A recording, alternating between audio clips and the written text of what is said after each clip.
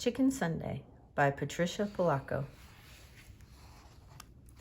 Stuart and Winston were my neighbors. They were my brothers by a solemn ceremony we had performed in their backyard one summer. They weren't the same religion as I was. They were Baptists. Their grandma, Eula May Walker, was my grandma now. My babushka had died 2 summers before. Sometimes my mother let me go to church on Sunday with them. How we loved to hear Miss Eula sing. She had a voice like slow thunder and sweet rain. We'd walk to church and back. She'd take my hand as we crossed College Avenue. "Even though we've been churching up like decent folks ought to," she'd say, "I don't want you to step in front of one of those too fast cars. You'll be as flat as a hen's tongue." She squeezed my hand. When we passed Mr. Kadinsky's hat shop, Miss Eula would always stop and look in the window at the wonderful hats. Then she'd sigh, and we'd walk on. We called those Sundays Chicken Sundays because Miss Eula almost always fried chicken for dinner. There'd be collard greens with bacon, a big pot of Hoppin' John, corn on the cob, and fried spoon bread.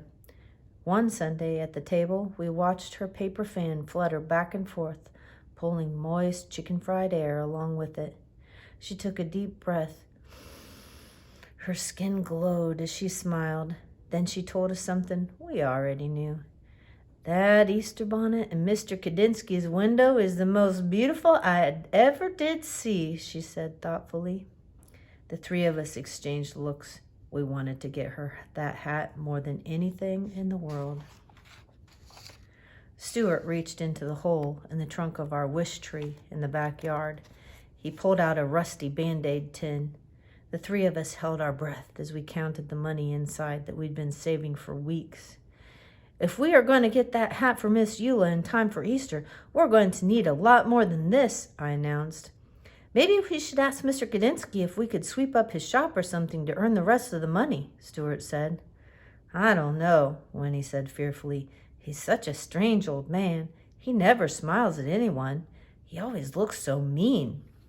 We all agreed that it was worth a try anyway. The next day, we took a shortcut down the alley in the back of the hat shop. Bigger boys were there. They were yelling. Eggs flew past us and pelted Mr. Kadinsky's back door.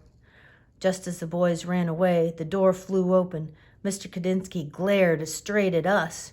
"You there," he yelled. "Why do you kids do things like this?"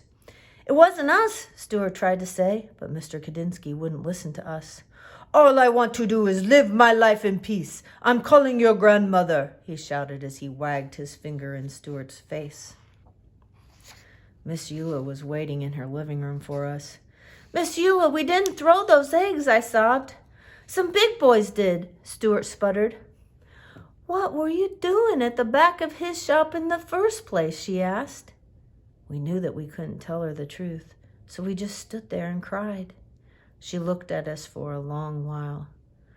"Baby dears, I want to believe you.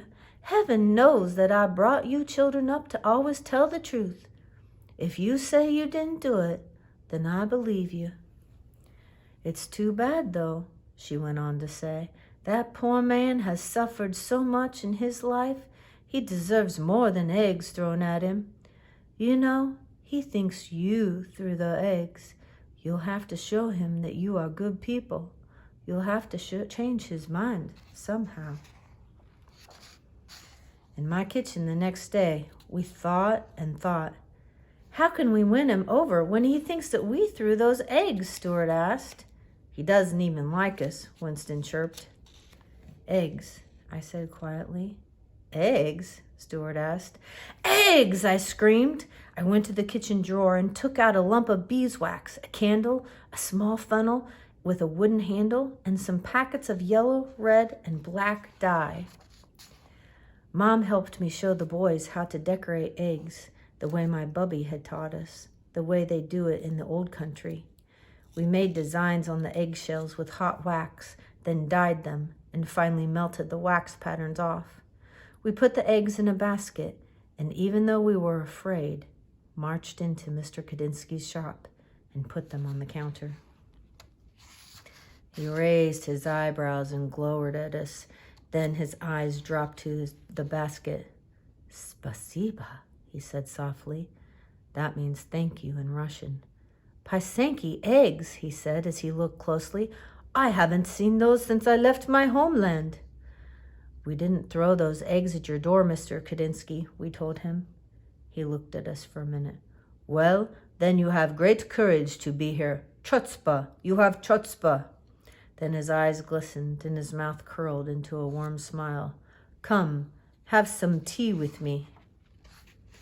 We spent the whole afternoon talking together, having poppy seed cake and strong tea. He told us about his life. We told him about ours. When we finally got the courage to ask about doing odd jobs to earn some extra money, he apologized and told us that there was no work.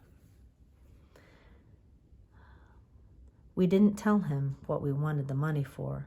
It didn't seem the right thing to do. Our hearts sank. I tell you this, he said thoughtfully, these eggs are as beautiful as my hats. Stuart, Winnie, and I looked at each other. It is almost Easter, he went on to say. I'm sure that people would love these eggs. Set up a table and sell them right here in my shop. For the next few days, we worked very hard. We made almost a dozen Pysanky eggs. When people came in, they picked them up and said things like, beautiful, splendid, intricate, glorious. We sold them all in one single day. That afternoon, when all the eggs were gone, we counted our money. We had more than enough for the hat. Just as we were about to tell Mr. Kadinsky that we wanted to buy the hat, he came out from the back room holding a beautiful hat box, gift-wrapped. Keep your money, children, he said softly. I have seen Miss Eula admire this. It is for her, isn't it? Tell her that I know you are very good children. Such good children. When Easter Sunday arrived, we thought our hearts would burst when we watched Miss Eula open the hat box. She held us close as big tears rolled down her cheeks. Our hearts sang along with the choir that Sunday. She looked so beautiful in that hat.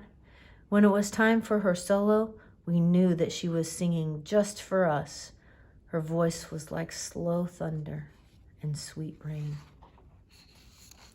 Later that day, Miss Eula sat at the head of the table.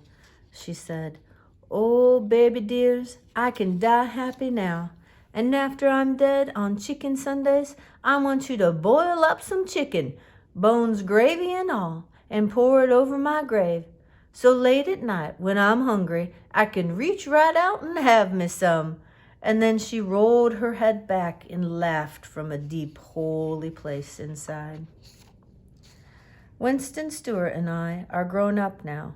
Our old neighborhood has changed some, yet it's still familiar too. The freeway rumbles over the spot where Mr. Kadinsky's shop once stood. I think of him often in his glorious hats. We lost Miss Eula some time back, but every year we take some chicken soup up to the Mountain View Cemetery and do just as she asked. Sometimes, when we are especially quiet inside, we can hear singing, a voice that sounds like slow thunder and sweet rain.